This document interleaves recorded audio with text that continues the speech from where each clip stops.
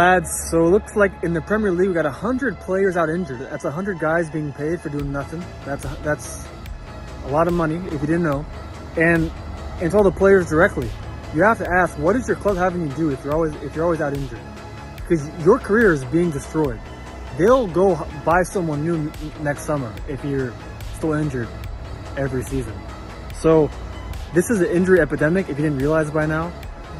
And the solutions is to get away from what you're being told to do and start doing things that the mainstream tells you is dumb or stupid. It's just reality. Nature is the only option if you want to get back to elite performance, because that is how it's made in the first place. That's what talent is from.